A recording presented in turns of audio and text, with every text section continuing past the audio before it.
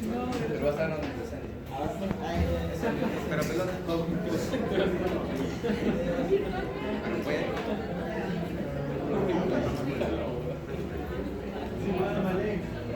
Muchas gracias.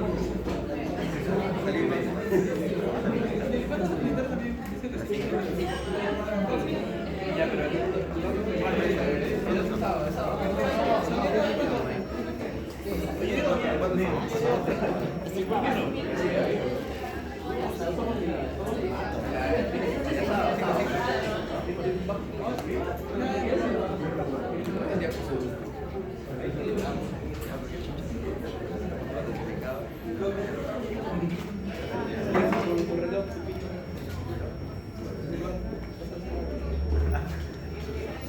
Bueno, quiero decirles que son libres de irse el que no quiere escuchar la clase. Nadie se va a molestar. Pero no me parece correcto que esté con su teléfono y que uno haya preparado la clase para enseñarles. Nada más que para eso. Así que este es un tema nada fácil. Les pido por favor su atención y vamos a tratar de hacerlo sencillo. No es fácil este tema. Ustedes son estudiantes de medicina, se supone que pagan y quieren aprender. No creo que sea por otro motivo que están acá.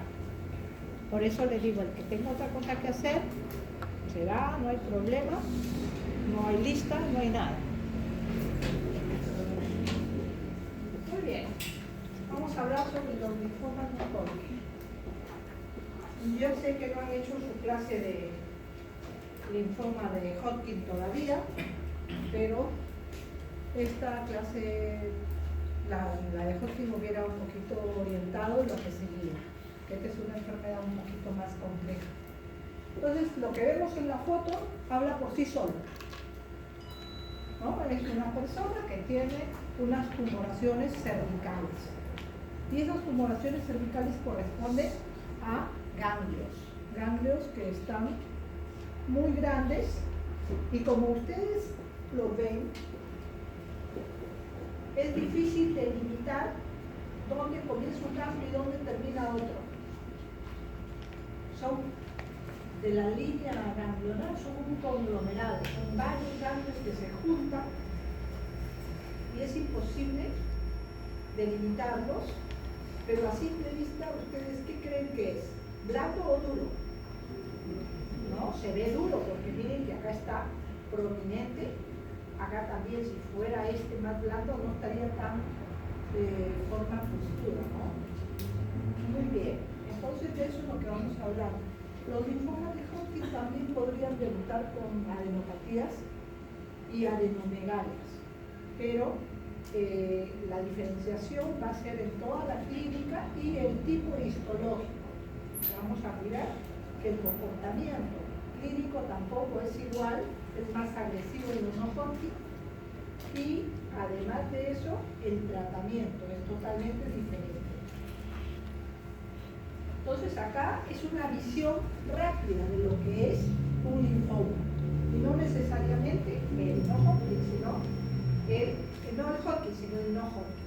Entonces acá van a ver que dice que es una afección oncológica o es una afección neoplásica o es una afección clonal, es una afección que implica un nuevo tejido y que ese tejido no está listo para hacer lo que el tejido normal hace. Entonces afecta principalmente el tejido, el sistema linfático. ¿Y el sistema linfático qué cosas son? En células, los linfocitos. Y los linfocitos van a estar en diferentes partes del cuerpo. Entonces ustedes ven acá que simplemente en este cuerpo hay dibujado un montón de líneas ganglionares, pero no está especificado que también tiene el hígado, el vaso, los intestinos, los vasos sanguíneos en general pueden tener también tejido linfóide que está circulando y que en algún momento puede convertirse, transformarse en neoplasia. Entonces, es dentro de lo que son neoplasias oncológicas, neoplasias hematológicas, es el más frecuente el linfoma de Hodgkin. más frecuente que la leucemia, más frecuente que el mieloma. Representa el 66% de todos los casos. Y la edad de presentación más frecuente es entre los 45 y 60 años, dentro de los adultos, pero también los niños lo pueden presentar, pero en una menor proporción. Y vamos a ver también que cuando son de niños hay una predisposición a un tipo de linfoma, y cuando son adultos y adultos mayores a otro tipo de linfoma. Muy bien, entonces se supone que por acá está una pequeña población de células que comienzan a crecer, ¿no? Y que además no mueren cuando deberían hacerlo. ¿Qué significa eso? Que hay una alteración en la apoptosis. No está señalizado en las nuevas células, porque en las células normales, de hecho, que está señalizado, nosotros morimos, ¿no? El tumor se puede manifestar en cualquier parte del organismo, solamente basta que haya el tejido linfoide y puede diseminarse a cualquier parte del cuerpo. Generalmente, cuando son linfomas, se diseminan por vecindad, principalmente en el Hodgkin. En el no-Hodgkin puede diseminarse extranodal, extraganglionar. Puede irse principalmente a las vísceras cercanas. Muy bien, entonces acá vamos a ver otra parte que dice cuáles son las causas. Entonces, una de las causas propuestas, saben que las causas del cáncer son muchas y son ninguna, porque nadie puede decir directamente esta es la causa. Sin embargo, el déficit del sistema inmunológico está considerada como uno de los factores predisponentes a tener este tipo de neoplasias. El manejo de productos tóxicos como pesticidas para cualquier tipo de cáncer, no solamente para las personas. El uso de drogas inmunosupresoras. También estas drogas pueden causar otro tipo de cáncer hematológico como son las leucemias. Y los síntomas. No hay un síntoma que te diga este es linfoma, este es leucemia, este es mieloma, este es cáncer de páncreas, no hay un síntoma preciso. Solamente son síntomas generales en muchos de los casos. Entonces ustedes van a ver que acá dice presencia de edemas dolorosos o de los ganglios que están prominentes, pero los edemas que hay se refiere a piernas, brazos, en otro lado, y que son dolorosos, que les duele solos. Los ganglios son otra parte, no duelen. Son duros, pero no duelen. Esa es una diferencia con un ganglio inflamatorio. Que haya fiebre sin causa. De hecho, la causa va a ser la neoplasia. En todo caso, no es una causa infecciosa. Que haya sudoración nocturna. Esta sudoración no es solamente tengo calor, sino que la persona transpira profusamente, se moja la ropa, se moja la cama. Entonces, la persona, eso lo hemos visto en el hospital, se saca el polo y uno lo puede exprimir y sale agua. Eso es una sudoración profusa. Lo otro es tengo calor. Fatiga constante, que no es justificada, no puede hacer las labores cotidianas o las hace con dificultad. Pérdida de peso sin causa. Seguramente uno dice, ha hecho dieta, no come, sí come, pero no engorda, por el contrario, se consume, tiene un metabolismo más acelerado. Le pueden salir manchas en la piel, depende del tipo de linfoma. Entonces, no quiere decir que un paciente tiene que tener todas esas cosas y ya ser un linfoma. Simplemente a esto se les denomina síntomas B, y que son acompañantes, todos o algunos de ellos, de la enfermedad neoplásica, en este caso del linfoma, ¿no? Entonces, los síndromes linfoproliferativos, como se llaman en general, son principalmente de los linfocitos B. Existen linfocitos B, linfocitos T, NK. Los linfocitos B son los que más frecuentemente tienen neoplasias. Ellos expresarán diferentes inmunoglobulinas en el reordenamiento de los genes. Y al generar estas inmunoglobulinas y este reordenamiento cambian totalmente la fisiología de estas células y dan origen a la neoplasia, al cáncer. ¿Dónde es que se localizan principalmente los linfomas? Los ganglios de tórax, de cuello, abdomen, las amígdalas, la piel. También puede ser extranodales, el tracto digestivo, sistema nervioso, periconsciente, es decir, puede estar en cualquier lado. Sin embargo, en el linfoma no Hodgkin, antes se decía que era predominio nodal, o sea, que era predominio en los ganglios.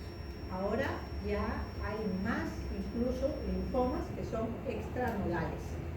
Hay como 40% que son nodales y 60%. Eso es actual. Hasta hace un año se decía 50-50, nodales o viscerales. Las células afectadas, como les mencionaba, principalmente son las células B. 15% puede ser en las células T y en los NK. Y estos tumores, estas neoplasias, tanto de las células B, T o NK, tienen unas que son muy agresivas y otras que no son tan agresivas. Las NK en general, todas son agresivas. Este gen que está acá, cuando hablamos del reordenamiento, este gen que se llama BCL2 es una familia de genes. Hay BCL1, 2, 3, 4, 5, 6, etc. Pero este en particular y el BCL6 van a ser importantes en los linfomas no Hodgkin, ¿no? Porque van a, aparte de ser el responsable de que aparezca el linfoma de tipo B, también cuando concurren van a ver que es más complicado. Y vamos a ver cómo es la situación. ¿Cómo hacemos los diagnósticos? Como todo en medicina, todo. Porque cuando llega el paciente, ustedes no saben qué cosa es lo que tienen. Va más o menos orientado porque ya van a la especialidad, pero a veces es derivado equivocadamente. No todos los pacientes que derivan definitivamente van a tener esta neoplasia. Por eso es importante la historia clínica, todos los datos son importantes. El examen físico, que ya vemos que tenemos que buscar, si es que no lo vemos a simple vista, un nódulo que sea pétreo, que sea móvil o que sea inmóvil, que sea caliente, que sea doloroso, que no sea doloroso, etc. Exámenes de sangre general, los hematológicos, la bioquímica renal, hepática, ácido úrico, es decir, lo basal, y el DHM, que es muy importante. Las pruebas virales también, porque vamos a mirar que hay ciertos virus implicados en la patogenia de los linfomas. Luego que pensamos que con la historia clínica, el examen físico y estos exámenes tenemos suficientes argumentos para decir que puede ser esa neoplasia, nos vamos a lo que es más invasivo. Vamos a hacer biopsias, vamos a hacer aspirado de médula ósea, vamos a hacer punción lumbar. ¿No? ¿Por qué hacemos punción lumbar? Porque puede haber compromiso también, ¿no es cierto? A ese nivel puede haber compromiso meningio. Vamos a tener que hacer una endoscopía, hacer una biopsia de la mucosa gástrica. Podemos mirar si es que hay un tumor extranodal, pero como todo no está a nuestro alcance con los ojos nada más, a simple vista tenemos que irnos a las imágenes. Entonces vamos a tener radiografías, tomografías, resonancia y también con la tecnología de la tomografía por emisión de positrones. Entonces esta tecnología no solamente nos va a alcanzar para el diagnóstico, sino para el seguimiento, así como lo hacía antes la tomografía. El estadiaje de la enfermedad es importante. Una vez que ya tienes el diagnóstico, ya hemos hecho la historia, ya hemos sacado las imágenes, ya tenemos un diagnóstico, ya tenemos la biopsia, porque al final toda la evidencia, ¿quién la va a dar? La biopsia. es cierto? Porque yo puedo estar, de ese señor que salió en la foto primero, creo que nadie tiene duda de que eso es una neoplasia. Pero alguien puede atrever a decir qué clase de neoplasia es, que si es un Hodgkin, si es un no Hodgkin, si es una metástasis de algo, nadie. Entonces para eso necesitamos la biopsia y la evidencia del anatomopatólogo que nos diga es de tal tipo la neoplasia, para poder dar lugar a un estadiaje. Porque cuando los pacientes, alguna vez ustedes habrán visto, le dice, tiene tal cáncer, y él dice, ¿y en qué estadio está? ¿Está avanzado o no está avanzado? Siempre preguntan los pacientes. Entonces nosotros también tenemos que saber en qué estadio está. La mayoría de los pacientes van a estar en un estadio avanzado porque si no, no hubieran venido a la consulta. Cuando están en un estadio temprano, a veces no tienen ni síntomas. Entonces es importante por el tratamiento que le vamos a dar y por el pronóstico. No es lo mismo decir está en estadio 2 que está en estadio 3 en ninguna patología. El 3 es mucho más peligroso, implica cambios de terapia y a veces cuando es de necesidad quirúrgica, define. Si es que es quirúrgico y es 3, ya no puede ir a la cirugía. Hasta 2 no más puede ir a la cirugía. ¿No? Entonces, hay factores pronósticos también relacionados con la inmunohistoquímica.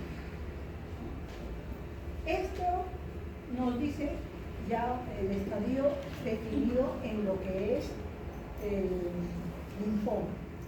Y esto es el estadiaje de Ann Arbor. Se han hecho algunas modificaciones, hay la revisión de Lugano, pero sigue siendo lo mismo. El estadio 1 tiene un ganglio o una lesión, una cadena ganglionar en donde sea. ¿Ya? Acá lo he puesto en el cuello, puede ser en cualquier lado, pero es un compromiso de ganglio. El estadio 2 tiene 2. Pueden estar en el mismo lado, en los dos lados, pero ¿cuál es la característica? Que esté por encima del diafragma. En el estadio 3 pueden tener un solo grupo arriba del diafragma y uno o más grupos por debajo del diafragma. La idea es que está por arriba y por abajo del diafragma. Ese es un 3. Y en el estadio 4 ya hay compromiso visceral y que también está comprometida la médula ósea. Entonces, cuando un paciente ya tiene un diagnóstico, que tiene estos ganglios, vamos a decir, y yo tengo que decir que es un estadio 2, no puedo, hasta que no compruebe que no tiene compromiso de la médula ósea, o del hígado, o del riñón, o del otro lado. El vaso no se toma en cuenta para esto porque se considera un ganglio más. Y esto es algo que nos ayuda mucho. Esta clasificación es una escala de cómo el paciente está cuando nosotros lo recibimos, cuando lo vemos, etc. Porque también de eso va a depender si el paciente va a tolerar o no va a tolerar el tratamiento. Entonces, el ECOG, también hay otras escalas, otra escala que se usa se llama SUBRO, y en el SUBRO no hay solamente 5, sino que son 10 niveles, pero que básicamente dicen lo mismo. Entonces ustedes van a ver que si les interesa y buscan ensayos clínicos, para los ensayos clínicos le van a decir que el paciente no pase de un ECOG 2. Si tiene ECOG 3 o 4, ya no sirve para el ensayo. Y obviamente si tienen 5, no sirve para ese ensayo, ¿no? Pero hasta 2 está admitido para un ensayo clínico. Entonces hay pacientes que están terminales y que la familia dice, voy a buscar una segunda opinión, y por ahí van a otro lado y de pronto el paciente está realmente en un 4, en un nivel 4, y le dicen, sí, sí hay esperanzas, ¿no? Sí hay, y simplemente, supongo que siempre habrá una esperanza, y de cada 100 alguno de repente funciona, pero lo más probable es que no funcione, ¿no? Entonces, eso ya depende de la familia y de los intereses de cada uno. Les voy a comentar, para que no se duerman. Había un chico que estaba mal y que se hizo todo lo que se tenía que hacer. Entonces no había posibilidades, decidió una segunda opinión y consultó al extranjero y estaba de moda más barato Israel, ¿no? Entonces él consultó en Estados Unidos, consultó que era súper caro y que además le dijeron que no había nada que hacer, que era lo mismo que acá. Consultó en España y le dijeron no hay nada que hacer. Consultó en Israel y le dijeron sí, tráelo, ven para acá que acá sí lo vamos a tratar, ¿no? Y era más barato todo. ¿Y cuánto de opciones le ha dado? 1%. Entonces el familiar se lo llevó a Israel porque le habían dado 1%. ¿No? ¿Qué les parece eso? 1%. ¿Cómo podía saber el doctor de allá que iba a tener 1%? Y a la hora que se murió le dijo, bueno, yo le dije que era 1%, o sea que tenía 99% de no salir del cuadro. Pero negocio es negocio. Ahí sí vino el negocio. Y también la disponibilidad del familiar, él quiso, nadie lo obligó, ¿no? Por eso es importante el ECO, ¿ya?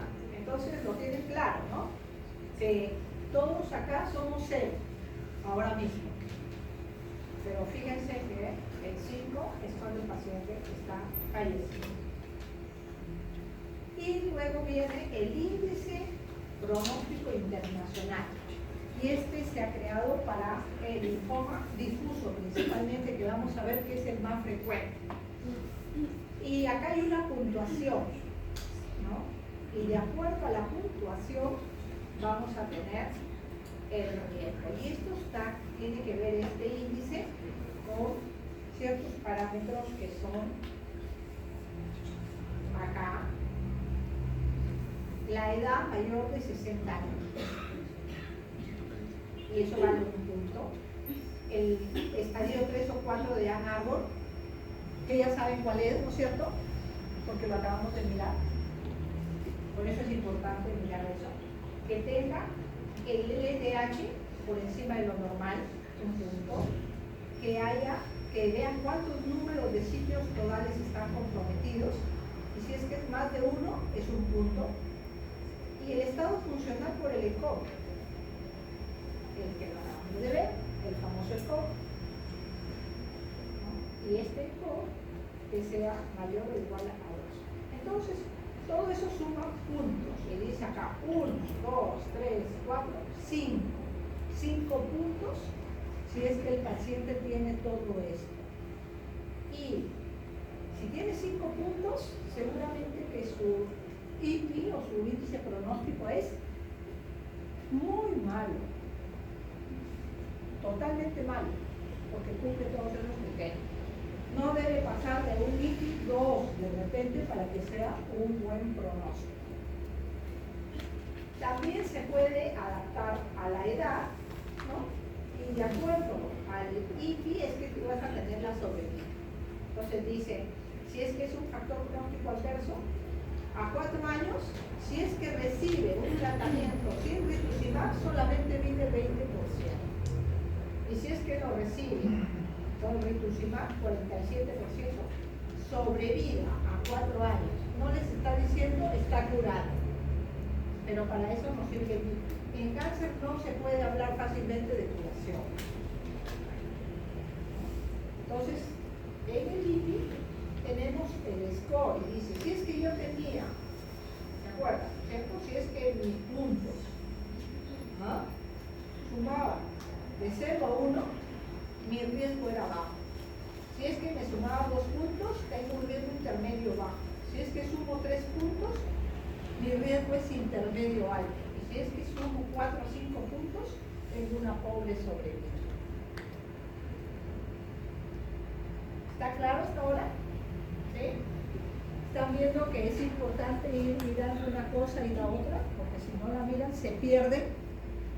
Y esa es una imagen real de un linfoma no Hodgkin. Así es como se ve. Un linfoma no Hodgkin. ¿Qué parece? Células por montones, apretadas, grandes. Normalmente no se ve así, se ven más relajadas las células, más dispersas, no tan grandes, son pequeñitas. Este es un linfoma no Hodgkin difuso, o sea que es agresivo. Y vamos a ver cómo es este linfoma difuso de células grandes B, que es agresivo. Agresivo quiere decir que tiene una rápida evolución, una gran malignidad, no es aquello que es lento, no, por el contrario, es rápido, pero tiene una ventaja, responde bien al tratamiento con quimioterapia, es quimiosensible. Y de acuerdo al IPI, ¿no? Ya sabemos cuánto puede vivir. Y a la actualidad, los pacientes con los nuevos medicamentos viven hasta 10 años. Y si es que les hacemos un trasplante, de repente se pueden curar. Muy bien, entonces dice, tiene un crecimiento rápido. Es el más frecuente de los linfomas, no Hodgkin, ¿no? De 35 a 40% de todos los linfomas no Hodgkin. De 100 linfomas de tipos que hay, que ahora van a ver ustedes que son cantidades, son más de 100 tipos de linfoma. Este es el más frecuente. Así que cuando uno tiene un paciente, si uno le apuesta y tiene como 50 años, decimos, este es un linfoma difuso. Si es que ha debutado agresivamente, no vamos a pensar en otros que son raros. Es frecuente.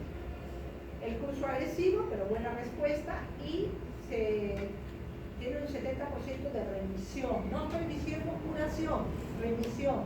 Remite la enfermedad, pero con el tiempo puede volver a recaer. Las células son grandes, son 4 veces más grandes que las normales. Antes les dije que están muy grandes esas células.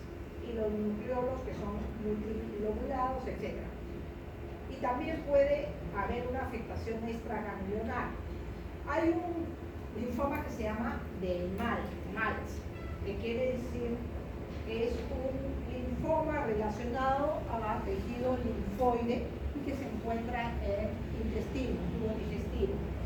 No tiene mal pronóstico, afortunadamente, porque es causado por un Helicobacter pylori y dependiendo si todavía está en la fase agresiva del Helicobacter, de repente solamente con el antibiótico puede remitir esa displasia. También puede afectarse el hígado, el vaso, etc., ¿no? ¿Cómo hacemos para diferenciar que esas células, que así como ustedes las ven y de repente el patólogo dice cómo la diferencio de otra? Porque hay un montón de tipos de linfoma. Entonces para eso existen marcadores.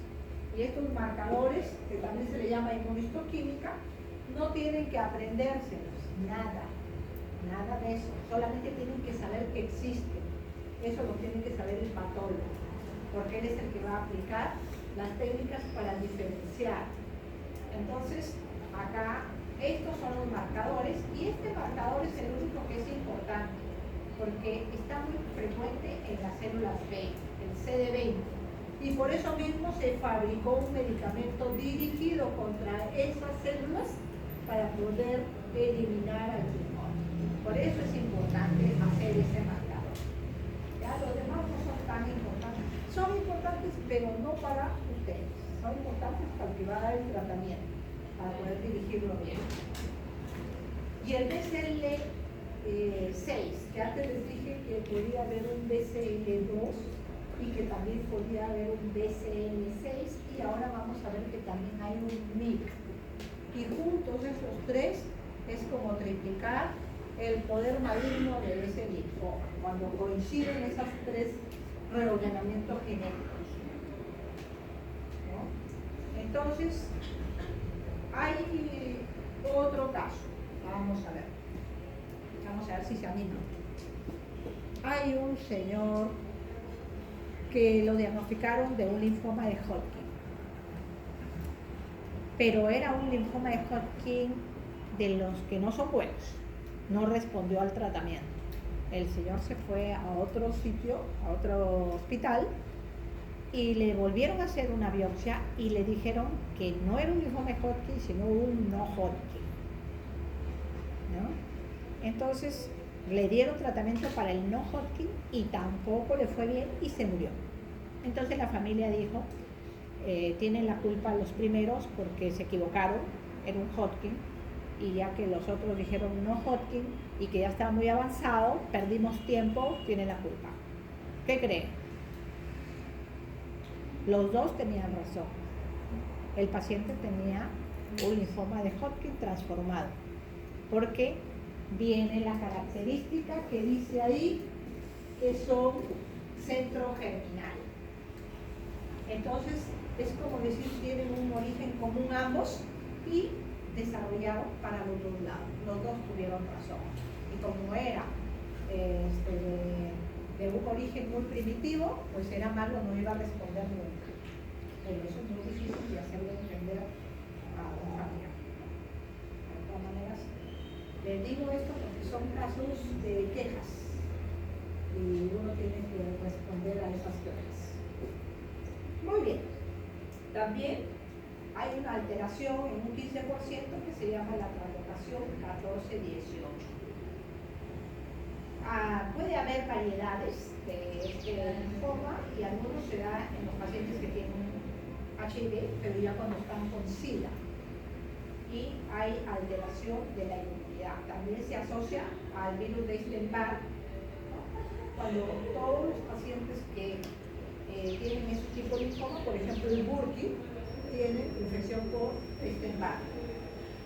Y también hay un linfoma de este mismo tipo de células en las cavidades corporales. Imagínense que el paciente venga con policerositis, tiene derrame pleural, pericárdico, y ustedes, ¿qué van a pensar? Que eso es un linfoma no Hodgkin. No lo pensarían, ¿no? De hecho, nadie lo pensaba hasta hace poco, en que comenzaron a hacer el estudio de ese líquido y vieron que era un linfoma y que tenía las características y los marcadores. Y obviamente son de muy mal pronóstico. ¿Se debe hacer profilaxis del sistema nervioso central? En estos casos se debe hacer. Se puede hacer una quimioterapia intratecal o puede ser sistémica. Cuando hablamos de intratecal estamos diciendo que hacemos una punción lumbar, que le sacamos líquido cefalorraquídeo y que le ponemos una quimioterapia que pueda eliminar si es que hay células neoplásicas ahí. Y si es que no las hay, para eso se hace el estudio. Y entonces se llama profilaxis. Yo veo que no tiene nada, entonces ya no le doy. La otra forma es le doy quimioterapia sistémica con metotrexate en ambos casos, que es lo que sirve para eliminar las células en meninges o en todo lo que es el recubrimiento del sistema nervioso. ¿En qué casos es más frecuente que haya este compromiso? Cuando la médula ósea está comprometida, cuando hay más de 2 sitios extranodales, cuando hay compromiso de testículo, de masa epidural, de mama, renal, suprarrenal, cuando hay reordenamiento del MIC. Entonces acá entró el MIC, que es otro gen, igual que el BCL2 y el BCL6. Y cuando la DHL está elevada.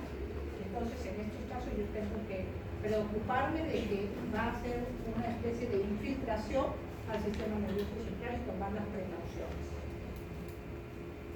Este es el segundo linfoma no Hodgkin más frecuente. A diferencia del anterior, este también es del little B, pero este es indolente, el otro era agresivo, ¿no? Rápido, este no, este es lento y pasa por un periodo de cambio. Entonces, son frecuentes, pero los pacientes ni se dan cuenta. Los pacientes no tienen mayor sintomatología y puede pasar un montón de tiempo, pueden pasar 5 años, 6 años y el paciente no tiene eso que les dije de la sudoración, de la fiebre, de la baja, no tienen nada, solamente tienen ganglios que les van creciendo, pero como que se acostumbran a ellos, porque los tocan, no se dan cuenta que les van creciendo porque les crecen lento y no les duele, no les molesta, no les incomoda, no hacen nada. Y el paciente ni caso le hace. Miren lo que dice. Ve que tiene los ganglios aumentados, pero no le molesta. Y se diagnostica cuando ya el paciente tiene síntomas. Cuando ya el paciente está delgado, está asténico, comienza a tener fiebre, comienza a bajar de peso, etc. Ahí recién acuden. Y ya no están en estadio 1, 2, ya están en estadio 3, 4. Pero además de esto, los linfocitos forman folículos. Y esos folículos van creciendo en número. Entonces, cuando tienes 5 folículos, digamos, en el campo, dices tú, este es un tipo histológico 1. Cuando crecen más y hay 10 folículos o 15, es un estadio histológico 2. Sigue siendo un linfoma indolente, pero cuando ya tienen más folículos, entonces ya se llama estadio histológico 3, y ese ya no se llama indolente, ese ya se llama agresivo, igual que el anterior que acabamos de ver. ¿Lo entienden? ¿Sí? Va aumentando. Es como que la enfermedad va incrementando conforme pasa el tiempo. Y cuando se diagnostica ya ese agresivo, lo tienen que tratar como agresivo. Cuando se diagnostica como indolente, uno puede mirar si es que vale la pena o no vale la pena tratar. Porque a veces los medicamentos pueden ser más tóxicos que lo que le está causando la misma neoplasia. Y esperar el momento, ¿no? Entonces, como es lento, va infiltrando el vaso, va infiltrando el hígado, va infiltrando la médula ósea, más frecuentemente que el linfoma agresivo, porque el otro es muy rápido, no le da tiempo a infiltrar la médula ósea, pero este sí. Entonces, cuando uno lo diagnostica, siempre tiene la médula ósea comprometida. Y que tiene que ver, que acá todos sus marcadores, y acá también tienen BCL2, BCL6, ¿no? Y entonces, como este está sobreexpresado, la célula nunca se mueve. Algunos decían que los linfomas foliculares no se curaban nunca. La ventaja es que el paciente vivía bastante. Cuando ya estaba avanzado, ya no había forma de que viva, no importa lo que hicieras, ¿no? Ahora no puedo decir que es así porque han salido nuevos medicamentos y tal vez los nuevos medicamentos frenen el BCL2 y pueda la célula enferma morirse, ¿no? Y el paciente no morirse. Muy bien, tienen esta translocación que se llama 14-18. En el cromosoma 14 está el gen que codifica la cadena pesada y en el cromosoma 18 el que codifica el BCL2. Entonces es una alteración, una ruptura cromosómica. ¿No? Lo que les acabo de decir, un 40% tiene una transformación y tiene un mal pronóstico inmediatamente. Otro linfoma, no Hodgkin, que es muy pesado, es el linfoma del manto. Y este linfoma del manto, en su mayoría, es agresivo, pero tiene un porcentaje de linfoma de células del manto que es indolente, que se comporta igual que una leucemia linfática crónica, que un linfoma linfocítico, etc. No es agresivo, pero en general es agresivo, ¿no? Viven poco, tienen un gran patrón de proliferación, ¿no? Tiene sus marcadores y su translocación específica. Este tumor se reconoce por esta proteína que se llama ciclina D1, ¿no? Y esta favorece la proliferación celular. Entonces todo está, como ven, es una alteración del cromosoma que da lugar a un gen y ese gen da origen a una proteína. Entonces muchos medicamentos lo que hacen es una enzima que interfiere con la producción de la proteína y de esa manera lo frena, ¿no? Porque no hay forma de corregirlo. ¿Qué cosa puedo decir? Pues también tenía un paciente con un linfoma de manto, que era un señor que tenía como 70 años, 65 por ahí, y Se le dio un esquema de tratamiento al señor y le fue muy bien. El señor tenía bolas, ¿ya?, en el cuerpo. No solamente, yo no sé, hasta encima le salían bolas, como si tuviera ganglios por todos lados. La quimioterapia le fue excelente, lo limpió todo, no le duró más allá de 3 meses. Y el señor volvió a tener los ganglios grandes. Era tan difícil de verlo. Yo tenía hasta la foto, pero de alguna manera eso ya se perdió en el teléfono, qué sé yo. El señor tenía tantas bolas así en el cuerpo, en la espalda, que él no podía tener una posición. Si se acostaba, le dolía porque tenía esas bolas ahí, ¿no? Le llegó a salir una en el párpado. No sé, por eso te digo cómo podía ser que hubiera tanto tejido linfoide por todos lados. Déjenme decirle que hay linfoma de la conjuntiva ocular, para que vean lo raro que es eso, pero hay. Entonces al señor le dimos otro esquema, le bajaba todo. Enseguida que pasaba el efecto de la quimioterapia, le volvían a crecer. La verdad que eso fue horrible. Ese es el linfoma del mama. Sin embargo, hay otros pacientes, que tenemos uno ahorita que le vamos a trasplantar, nada, no le hace nada. Tiene ahí un chancacón acá en medio, en el abdomen, se le dio quimioterapia, mejoró, se le dijo que había que colectarlo y trasplantarlo porque esa enfermedad podía ser muy agresiva. El señor se sintió perfectamente bien y desapareció 1 año del hospital. Cuando ha regresado ha sido cuando se ha sentido mal otra vez y ahora otra vez tiene lo mismo. Así que lo vamos a hospitalizar para darle tratamiento y a ver si el señor y ojo, le da orden de hospitalización y hasta ahora no ha ido a registrarse. ¿Qué se va a hacer? No lo toman en serio. Bueno, este es el indolente, que les digo, que es una variante, ¿no?, y que es similar a la leucemia linfática crónica, ¿no? Y así, es similar por la forma de las células, por la forma de la clínica, que es así suave, no pasa nada, ¿no? Tiene ciclina positivo y este de aquí que se llama KI67 tiene menor expresión. Ese es el que se llama proliferante. Ese es el que hace que las células sean muy proliferantes. Estas son mutaciones que no se hacen acá, pero que he visto en internet que ofrecen hacerla gratis en un hospital, en el Clínic de Barcelona. Dice basta con que le escriban al médico que la hace y la hace gratis. Seguramente porque está haciendo un trabajo y está recolectando pacientes. Entonces por eso es que lo hace gratis. No crean que lo hace gratis porque sí. Bueno, entonces cuando suceden estos marcos uno puede adoptar la modalidad que se llama de observar y esperar. Por lo que les dije antes, que a veces la terapia es más tóxica. Este es un linfoma linfoblástico que le da más que nada a la gente joven y que tiene muy mal pronóstico, casi como una leucemia.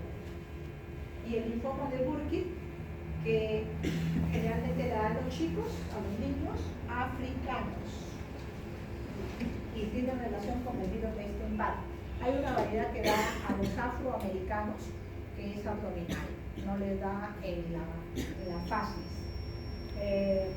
Los africanos se filtra toda la parte del cuello, la mandíbula, pero es otra variedad la que le da a los afroamericanos, entonces parece ser que el ambiente también influye. Tal vez haya más contaminación en África, no lo sé. Estos son sus marcadores y la enfermedad es muy agresiva, pero también muy sensible. Le das una dosis de ciclophosphamida y la enfermedad se controla totalmente. Lo único que hay que saber que es un Burkitt y que con la ciclophosphamida nomás se va a curar. Se cura. De la citogenética, esto es lo que le dicen un Burkitt-like, que es decir, que se parece. La historia familiar. Los hermanos de un paciente con linfoma tienen el doble de riesgo de cualquier población de tener algún cáncer hematológico. Y también dicen que hay alteraciones en el folato y la nucleolina que pueden ser importantes para el riesgo de desarrollar linfoma. Las infecciones, les decía que los virus podían ser el Epstein-Barr, el VIH, el herpes, el Helicobacter pylori. Hay una, miren, el VIH 100 veces más que la población común, los pacientes con VIH. Hay una entidad que se llama leucemia linfoma T del adulto, y esta está asociada a este virus HTL linfotrópico humano que se llama HTLV1, que se encuentra principalmente en Japón, en Caribe, en Sudamérica y en el sudeste de Estados Unidos. La gente que tiene infección por el Helicobacter pylori tiene mayor riesgo para hacer lo que se llama el linfoma que les dije, de tejido linfático asociado a la mucosa. Y el herpes virus, la variedad 8 también, ¿no?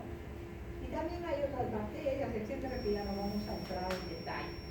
Los pacientes que tienen desorden inmune, por ejemplo, el lupus, la artritis, la tiroides Hashimoto, el Sjögren, etcétera. Los que son trasplantados de órganos sólidos, porque reciben inmunosupresión, entonces también dijimos en la primera diapositiva que los inmunosupresores podrían causar también linfoma. Ahí está, en los que son trasplantados renales, les da. Pero ¿cuál es lo bueno? Le quitamos el inmunosupresor y el linfoma desaparece. Eso es lo bueno, ¿no? Los pacientes que han recibido alta dosis de quimioterapia por un trasplante, en la antigüedad se hacían con radiación también, y eso contribuía a un cáncer. Y todas estas que son inmunodeficiencias que afortunadamente no son frecuentes. El pronóstico va a depender de todo lo que hemos hablado, ¿no? Del tipo celular, del estadio, de la edad, de las comorbilidades, del ECOG, del estadio clínico, si es que es avanzado o no, si es que son unos agresivos pero que pueden ser curables porque son quimiosensibles, las drogas nuevas que están dirigidas, ¿no? Que es la terapia dirigida, mejoran la sobrevida, ¿no? Los factores predictivos en los linfomas indolentes, miren, ese nombre es un factor malo. Más frecuentes son los linfomas de los hombres que de las mujeres. Y obviamente es una enfermedad que, si bien le da a los niños, mal le da a los adultos mayores, ¿no? Los pacientes pueden tener un buen chance, 10 años o más, cuando tienen un factor, y ya hemos visto lo que significa porque es el IPI. Esto es el IPI, ¿ya? Y como si fuera poco, después de que le han dado el tratamiento, las consecuencias del tratamiento, ¿no? Hay complicaciones a largo plazo, cuando le dan radiación, quimioterapia, aumenta el riesgo de cardiopatía y cáncer, la depresión, ansiedad en sobrevivientes y síntomas somáticos. O sea que, a pesar de que tú ya le has dado tratamiento y todo, viene. Por ejemplo, los pacientes que están en el hospital por mucho tiempo se deprimen, ¿no? Y llega un momento en que hablan solos. De hecho, lo he visto también, ¿no? Pacientes se deprimen totalmente, están encerrados porque están en aislamiento, ¿no? Ustedes, los que están en el almendral, han visto que hay unas habitaciones solitos, los pacientes metidos en su vitrina, pobrecitos, ¿no? Porque todo el día están en ese plan. Le pongo televisión, pero igualito. Ya uno está hablando sinceras. Bueno, las vías de tratamiento van a hablar sobre todo esto, el estadio, el grado, el tipo, la localización, y ahí van a hablar también sobre la quimioterapia, cuáles son los esquemas, la radioterapia, inmunoterapia, modificadores de respuesta biológica, anticuerpos monoclonales, y cuando todo esto falla, vienen los estudios clínicos. Pero los estudios clínicos tienes que calificar.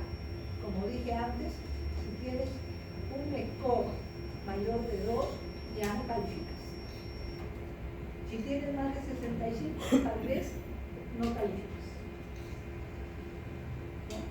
La radioterapia puede curar a los indolentes. También hay que ver si es que aparecen los síntomas después de esta terapia, por lo menos 6 meses. y trabajos de investigación. Entonces vamos a ver que hay combinaciones de drogas y la más efectiva desde hace 30 años se llama CHOP. ¿No? Entonces ahora vamos a ver esto. Esto quería mostrarles. Esto es muy complicado. Vamos a ver esto. Ya. El CHOP, los esquemas de quimioterapia, es muy efectivo el CHOP y es una combinación de medicamentos. Entonces acá vemos que dice R-CHOP y acá dice lo que es cada uno, ¿no? El R es de rituximab, que está la dosis por metro cuadrado y cuándo es que se da. La ciclophosphamida, doxorubicina, se llama hidrodoxorubicina, por eso dice H. Oncovin es esto, que es la vincicina. El Oncovin es el nombre comercial. Sino que por mnemotécnica es muy difícil olvidarse de lo que es un CHOP. ¿No? Es muy fácil de decir todas estas medicinas, todos estos nombres raros. En cambio, CHOP es fácil de acordarse. Y el R-CHOP solamente funciona desde hace 10 años. Porque hace 10 años más o menos se incorporó esta medicina, que demostró es una medicina creada contra el CD20, así que se demostró que era efectiva para todos los marcadores B, por ese motivo se instaló acá. Y como dije antes, cuando daba rituximab había 47% de respuesta, y cuando no había rituximab solo 20%. Luego, si es que uno quiere ser más agresivo, le puedes dar el R-CHOE, donde le agregas este medicamento que se llama etoposide. Es más fuerte. Generalmente se le da a los más jóvenes, a esos que tienen 30 años, así, se les da el más fuerte para que sea más rápido. Y aún así hay otros. Miren este que se llama R-DA-EPOSH, y todo lo que significa. Y solamente para que sepan que existe. Ni siquiera nosotros lo podemos saber completo todo cuánto es la dosis. A veces tenemos que mirar el libro para poder acordarnos cuál es la dosis de cada uno, ¿no? Y estos son otros esquemas, el de SHAP, que ese lo usamos mucho, en los recaídos, son segunda línea. Y hay otro, el DAP, ¿no? Los alumnos de la Almenara, ¿dónde están? Levante la mano. Ustedes han visto que hablamos esos terminejos, ¿no? Ustedes dicen qué cosa es eso. Cuando están ahí no entienden. Ahí está, eso es lo que significa. Y dice, todos son esquemas de segunda línea. ¿Ya? Es decir, cuando falla el primero. Y ahora no crean que ya terminé, porque todavía no está claro. Ahora voy a regresar para que vean algo, nada más que para que lo vean también, para que vean lo trágico que es esto. Ya, miren, acá dice clasificación real actualizada de la OMS. Y comienza la OMS a hablar de todas sus neoplasias. ¿Ya? Para que vean nada más cómo hay un montón, ¿ya? Entonces acá ustedes ven que está manto, folicular, mal, ¿no? Células B grandes, ¿no? Está en diferentes variedades, multi. Y esta es una clasificación más nueva del año 2016, donde lo cataloga, o sea que es más grande todavía, porque acá ya le pone si son de células bien maduras, y hay este que se llama no especificado, este que es centrogerminal, este que es activado, este que se dan cuenta, más complicado. Y comienza así y sigue habiendo más. En forma incluso de células del sistema nervioso, de células grandes de la pierna, imagínense, hay uno que se llama de la pierna. Y así ven un montón, y hay difusos de células grandes, un montón de difusos de células grandes. es decir, han aumentado. La clasificación ha aumentado. Sigue ahí habiendo más. Había un linfoma Burkitt, ¿se acuerdan? Y había un Burkitt Light también. Bueno, ahora además hay un Burkitt que tiene el reordenamiento del MIC, del PCL y que es una entidad aparte. Y todo esto significa no especificado. Y además de eso, en la Real también con la MS era el de células T y NK. Muchas de células T, células T, ¿no? Entonces acá está el enfoque de células T en el virus linfotrófico humano y que este presenta una forma aguda, una forma linfomatosa, una forma esporádica y una forma indolente. Tiene varias formas. En el hospital también hemos visto una paciente que tiene esta enfermedad, la han visto, ¿no es cierto? La hemos visto con el grupo práctica. Sí, la hemos visto a la señora que tenía edema de piernas y edema asitis y que estaba muy mal y que estaba con oxígeno. La hemos visto, está muy mal. Ella no tiene la forma indolente ni esporal, ella tiene la forma aguda. Está llena de bolas también en el cuerpo, lleno de ganglios. Y la forma complicada. La anterior es la original del 2008 y esta es del 2016. La clasificación donde le han agregado muchísimas otros tipos de linfoma, ¿no? Ya está. Ahora sí. Preguntas. Si es que tienen preguntas. Entonces, la primera pregunta. ¿Algo han entendido? ¿Algo tienen idea de cómo es un linfoma no Hodgkin? Esto que les he dicho es sencillo, porque ya también saben los de la Almenara que una hora nos dedicamos solamente a un tipo de linfoma.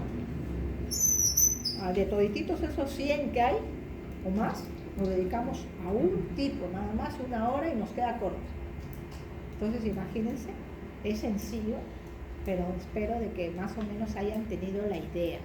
Los cursos de medicina son para tener la idea, para pensarlo, para tenerlo en cuenta cuando ya sean internos, ¿no? Y puedan pedir algo razonable. ¿Preguntas? No hay. Muy bien, hemos terminado.